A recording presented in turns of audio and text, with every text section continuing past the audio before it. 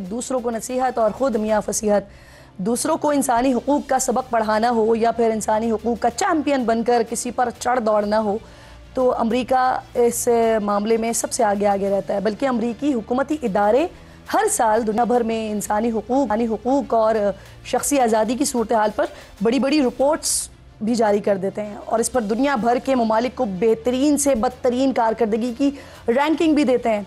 लेकिन कमाल यहाँ पर यह है कि यही इंसानी हुकूक और इंसानियत जब खुद दिखाने की बात आए तो अमरीकी सरकार खुद अपने तय किए हुए मयार पर पूरा नहीं उतर पाती है।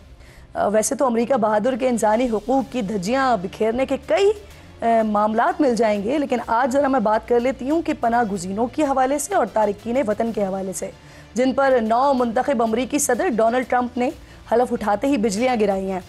ट्रंप ने नाज़रीन पनाह गुज़ीनों की अमरीका में आबादकारी रोकने का फैसला करते हुए एक एग्जीक्यूटिव ऑर्डर के ज़रिए गैर दस्तावेजी तारिकीन वतन को बेदखल करने और उन्हें गुआंतानामो बे जेल में डालने का हुक्म जारी कर दिया है।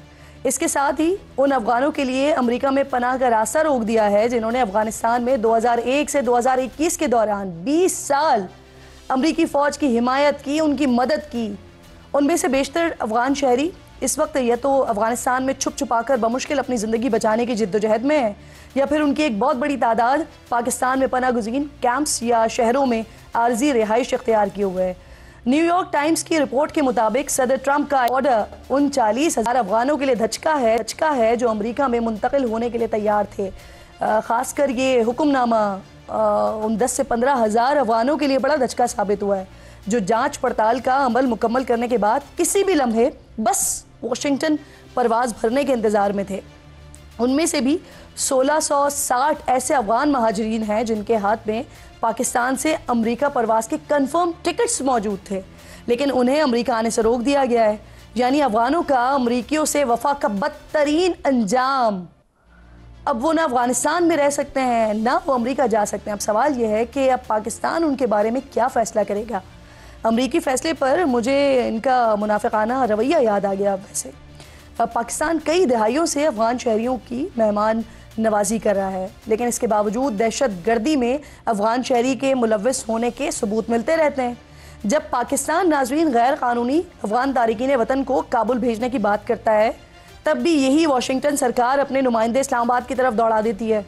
और तो और 2021 में अफ़गानिस्तान से अमरीकी इनखला के बाद भी हज़ारों की तादाद में पाकिस्तान आने वाले अफ़गान महाजरीन और दीगर गैर कानूनी तारिकीन वतन के हवाले से जब पाकिस्तानी हुकूमत ने 2023 में पॉलिसी अपनाते हुए ऐसे तमाम अफराद को मुल्क बदर करने का फ़ैसला किया था, तो उस वक्त भी अमरीकी हुकूमती अफसरान उनकी तरफ से पाकिस्तान को कहा गया कि इन हज़ारों अफ़गान महाजरीन को मुल्क बदर न करें, क्योंकि वो अमरीकी वीज़ा और अमरीका में पनाह के दरख्वास्त गुजार हैं।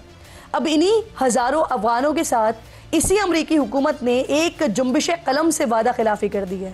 डोनाल्ड ट्रंप इंतज़ामिया ने नई इमिग्रेशन पॉलिसी का जवाब ये पेश किया है कि तारिकीन वतन को मुल्क में आबाद करने से माशरे को दरपेश मसाइल और मुल्की वसाइल के बोझ में इजाफा होगा। यहाँ आप अमरीका की कमाल खुदगर्जी भी नोट कीजिए ना, कि जब यही बात पाकिस्तान करता है कि ऐसे तारिकीन वतन माशरे और मुल्की वसाइल के लिए मसला है, तो तब इस मामले में आपको इंसानी हुकूक का रंग याद आ जाता है और इसे फिर आप ये रंग देकर शोर मचाना शुरू कर देते हैं। इस तमाम सूरत हाल में जहाँ अमरीका जाने के मुंतज़िर पाकिस्तान में मुकीम अफ़गान शहरियों का मुस्तक़बिल गैर यकीनी का शिकार हो गया है ना, वहीं यकीनी तौर पर अमरीका के चेहरे से जो दोगलेपन का नकाब है वो भी खुद ब खुद उतर गया है। और हमें तो पहले ही अल्हम्दुलिल्लाह वाज़े था कि तुम्हारे दोस्त नहीं हो सकते। तहरीक इंसाफ खैबर पख्तूनख्वा के इंतज़ामी सेटअप में तब्दीली के बाद पार्टी के अंदर अपसेट का एक सिलसिला शुरू हो गया है। आज जुनैद अकबर ने 8 फरवरी के एहतजाज के लिए मीटिंग बुलाई, लेकिन इसमें वज़ीर आला को नहीं बुलाया गया। कल इसी तरह की एक मीटिंग हुई थी जो कि वज़ीर आला ने की थी, उसमें जुनैद अकबर साहब मौजूद नहीं थे। जुनैद अकबर वाज़े कह चुके हैं कि उनके वज़ीर आला अली अमीन से इख्तलाफात हैं। अब नाज़रीन, ये इख्तलाफात एहतजाजी तहरीक पर क्या असर डालेंगे, इस पर आज हम अपने प्रोग्राम में बात करेंगे। लेकिन हुकूमत पर असरअंदाज होने के लिए वकला ने तहरीक का ऐलान कर दिया है।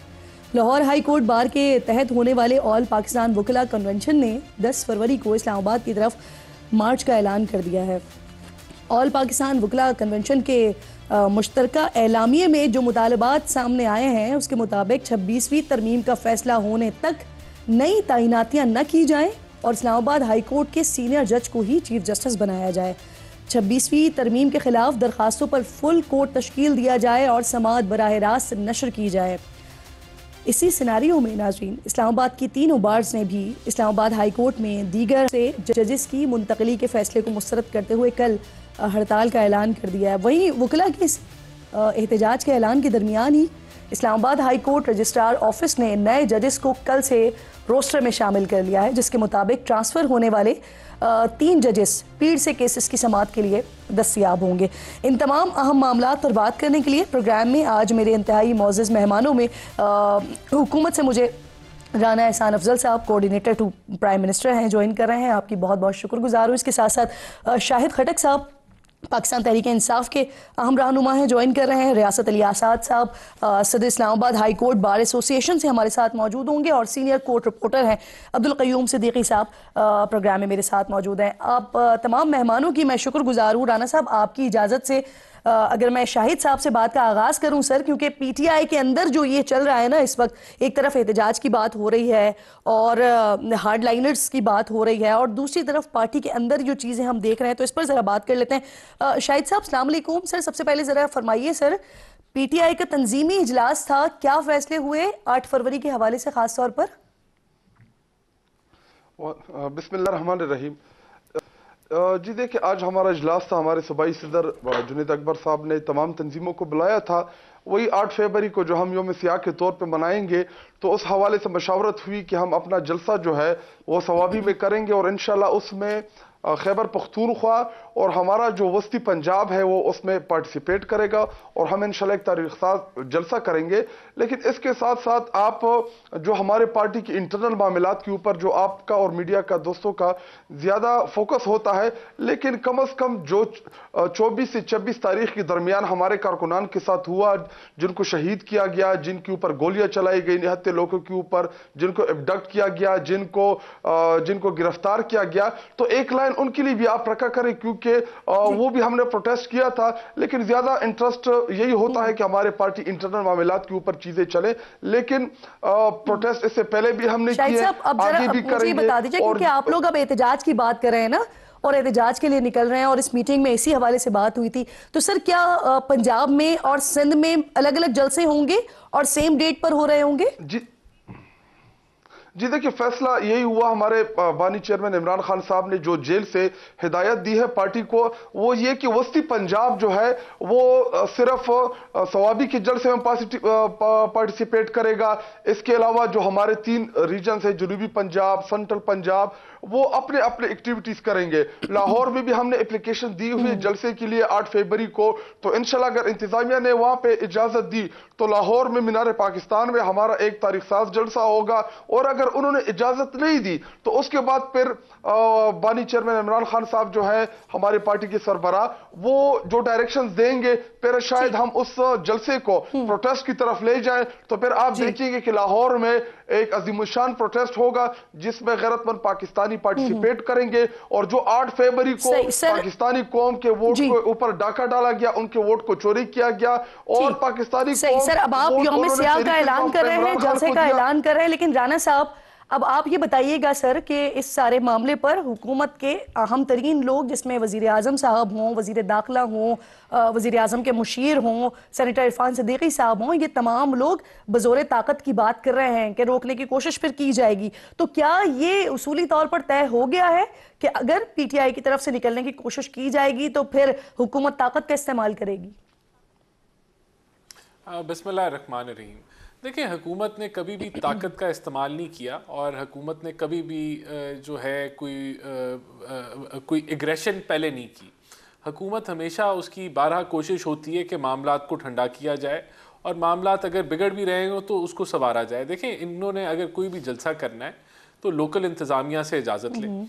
अगर इनको लोकल इंतज़ामिया से किसी बुनियाद के ऊपर, चाहे वो सिक्योरिटी की वजूहात हो, इनका एक वायलेंस की एक हिस्ट्री हो, तारीख हो, या जो भी वजह हो, वो लोकल इंतजामिया जानती है, उस बुनियाद पे इनको इजाजत मिल जाती है। बाकी कोई भी जमात उन्हीं तारीखों में कोई जलसा करना चाहे तो उनको इजाजत मिल जाती है, लेकिन पीटीआई को इजाजत नहीं मिलती सिक्योरिटी की बुनियाद पर। देखें, अगर उनको इजाजत नहीं मिलती तो इनके पास अदालतों का ये रुख कर सकते हैं और अदालतों से इजाजत ले सकते हैं। लेकिन अगर ये इजाजत लिए बगैर ये निकलते हैं, और देखें इनकी एक तारीख है वायलेंट प्रोटेस्ट की, 26 नवंबर की तारीख का सियासी एक मीनारे पाकिस्तान पर इजाजत देंगे जलसे की सर? देखें, ये लोकल इंतज़ामिया है, लोकल इंतज़ामिया अगर लाहौर की नहीं इजाज़त देती है इनको तो ये कोर्ट चले जाएं। लेकिन अगर उस इजाज़त के बगैर ये आते हैं तो फिर जो है बिल्कुल जो गवर्नमेंट है उसका ये हक है कि ये इनको रोके। तो ये मैं पहले प्रिडिक्ट नहीं करूंगा कि क्या होगा, जब ये इजाज़त लेंगे तो देखा जाएगा। लेकिन इनका जो हिस्ट्री है वो बताती है कि ये बड़े वायलेंट रहे, इनके प्रोटेस्ट बहुत ज़्यादा वायलेंट रहे। 26 नवंबर को 150 गाड़ियाँ इन्होंने 150 पुलिस वाले जख्मी किए, पंजाब हुकूमत का होता है ना लोकल इंतजामिया पर। अगर पंजाब हुकूमत नहीं चाहेगी तो इंतजामिया कभी इजाजत नहीं देगी। इसीलिए मैं डायरेक्ट सवाल ही आपसे कर रही हूं। बिल्कुल, आप इजाजत देंगे, उसकी बेसिस होगी ना, उसकी कोई ना कोई वजह होगी। उस वजह को ये बुनियाद बना के अगर इनको नहीं इजाजत मिलती तो कोर्ट से इजाजत ले लें। लेकिन इजाजत के बगैर ये प्रोटेस्ट करेंगे तो इन पे बिल्कुल क्लैंप डाउन होगा। अच्छा सर, एक मसला ये कि इजाजत ले ली जाए और अगर कोई बुनियादी कोई वजह होती है, सिक्योरिटी का कोई मामला होता है तो फिर इजाजत नहीं मिलेगी। और दूसरी, एक तो तुर्क सदर का दौरा हो रहा है, फिर ये चैंपियंस ट्रॉफी का आगाज हो रहा है। हुकूमत के आप तमाम लोगों के जितने भी बयानात मैं स्टेटमेंट्स देख रही हूँ तो उसमें इन्हीं से ही लिंक किया जा रहा है। लेकिन प्रॉब्लम यह है कि जिस तारीख की पीटीआई इजाजत चाह रही है या पीटीआई अपने एहतजाज का ऐलान कर रही है, जलसे का ऐलान कर रही है, उन तारीखों में और तुर्क सदर के दौरे में और चैंपियंस ट्रॉफी के आगाज में जरा डिफरेंस है सर, थोड़ा आगे पीछे हैं वो। देखिए, मैं एक तो हमेशा पीटीआई ने जब भी कोई इम्पोर्टेंट इवेंट हो रहा होता है ये एक अपना जो है वो शोर मचाने के लिए, ताकि दुनिया में पाकिस्तान का तमस्खर उड़े, तमाशा बने और कोई ना कोई वायलेंस हो, कोई लाशें गिरें, ताकि ये उस पर सियासत कर सके, इनकी काविश होती है। लेकिन मैंने आपको जिस तरह बता दिया, मैं फिर रिपीट करूँगा, लोकल इंतज़ामिया से इजाज़त सीख करें, नहीं मिलती अदालत से इजाज़त ले लें। अगर अदालत भी इनको मना कर देती है फिर तो वैसे ही वो इलीगल प्रोटेस्ट हो जाएगा। अगर अदालत इनको इजाज़त दे देती है तो फिर लोकल इंतज़ामिया को इनको फैसिलिटेट करना होगा। ये तरीकाकार है, हो सकता है लोकल इंतज़ामिया इनको डायरेक्टली इजाज़त दे दे, शाहिद साहब से मैं उस रास्ते से जाए। सर मसला ये है ना कि इससे पहले भी हमने देखा कि अदालतों में गए, अदालतों ने इजाज़त दे दी, लेकिन फिर आप इन्हें मंडियों में भेज देते हैं सर। देखें, बात यह कि इजाज़त जब मिली तो इन्होंने जलसे भी किए। हमने 2 जलसे इनको 2 या 3 जलसे इन्होंने इजाज़त के साथ किए और बिल्कुल हुकूमत ने इनको इजाज़त दी, लेकिन हुकूमत ने अपने सिक्योरिटी के इंतजाम पूरे करने होते हैं वो हमने पूरे किए। जी नहीं, देखें, फिर हमने सिक्योरिटी की सिचुएशन को तो देखना है ना। खुदा ना खास्ता कोई इंसिडेंट हो जाए तो उंगलियां फिर हुकूमत पे उठेंगी, तो फिर सिक्योरिटी कंसर्न्स के मुताबिक फिर प्रेपरेशन की जाती है। तो आप अभी भी ये समझते हैं कि अगर मीनारे पाकिस्तान पर पीटीआई को जलसे की इजाजत मिलती है तो सिक्योरिटी का इशू बनेगा कोई? नहीं, देखें, अगर इनको अदालत या लोकल इंतज़ामिया इजाज़त दे देती है तो ऑब्वियसली फिर ये वहाँ जलसा कर लेंगे। लेकिन अगर नहीं मिलती तो फिर तो उनको रोका जाएगा। अच्छा राना साहब, मुझे कंफर्म कर सकते हैं सर, ये जो तुर्क सदर का दौरा होने जा रहा है उनकी डेट्स आ गई हैं? देखें, ये मुझे चेक करना पड़ेगा और ये डेट्स फॉरेन ऑफिस अनाउंस करता है। जब ये फाइनलाइज हो जाएं तो बजाय कि मैं इसको टीवी पे अनाउंस करूं, ये फॉरेन ऑफिस का प्रेरोगेटिव होता है कि किस डेट जो है उन्होंने क्या डेट अनाउंस करनी है, और वो भी सिक्योरिटी कंसर्न को देखते हुए। सर देखिए, मेरे पास ये अभी नॉलेज नहीं है, लेकिन मैं पता कर सकता हूँ। अभी मेरे पास ये नहीं है। फॉरेन ऑफिस का आपको इंतजार करना पड़ेगा अनाउंस करने का।